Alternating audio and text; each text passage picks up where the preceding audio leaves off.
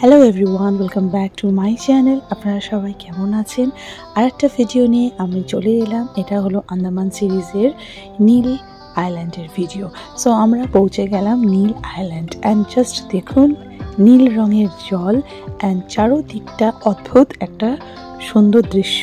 So এখানে কিন্তু আমরা নটিকা বলে যে ফেরিটা আছে সেটাই পৌঁছেছি।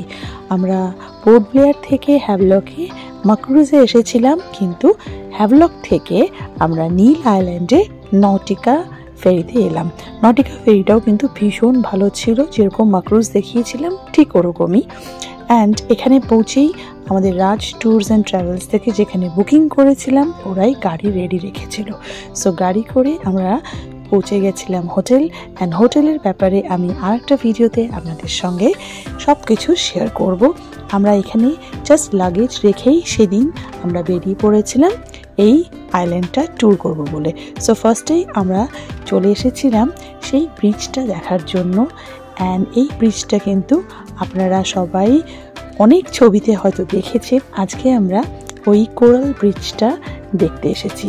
অ্যান্ড এখানে এসেই কিন্তু সেই আবার অনেক রকমের কেনাকাটি, প্রচুর শপিং প্লেস আছে এখানটায় জিনিসপত্র কেনাকাটি করার জন্য। অ্যান্ড কোয়াইট রিজনেবল, এখানে কিন্তু খুব একটা দাম নেই। প্রত্যেকটা জিনিস কিন্তু খুব সুন্দর। আমরা অনেক জিনিসপত্র এখান থেকেও কিনেছিলাম গিফটের জন্য। সো আপনারাও কিন্তু এখান থেকে অনেক কিছু কিনতে পারেন। হ্যাঁ, অবশ্যই ছাতা ক্যারি করবেন, জলের বোতল ক্যারি করবেন, অ্যান্ড জুতো শু টাইপের কিছু হলে বেটার। কিন্তু একটু জল আছে যেহেতু একটু সাবধান, কিন্তু শু টাইপ হলে বেটার হয়। কি এই জায়গার রাস্তাটা প্রচুর কোরালসে ভর্তি, সো পা কেটে যাওয়ার চান্স থাকে। অ্যান্ড এই হচ্ছে সেই ব্রিজটা।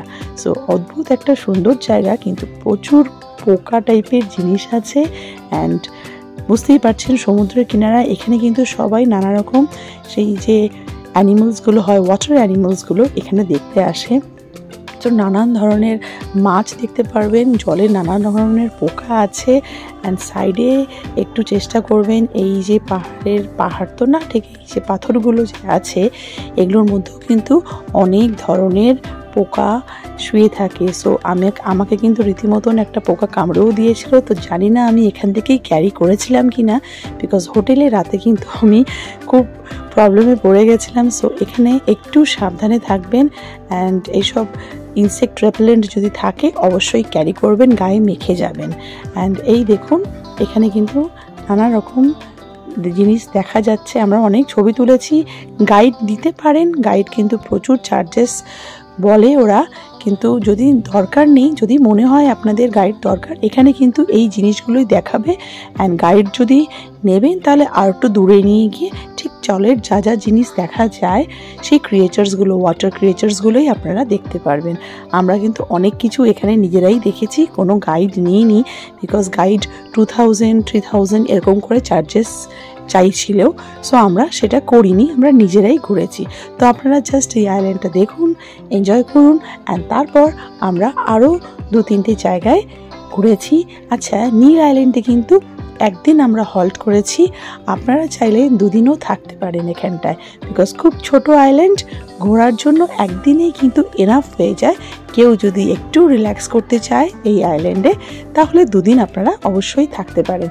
বাট হ্যাভলকে কিন্তু 2-3 দিন অবশ্যই থাকতে হবে, বিকজ ওখানে অনেক কিছু জায়গা আছে অ্যান্ড অনেকগুলো আইল্যান্ড আছে ঘোরার জন্য।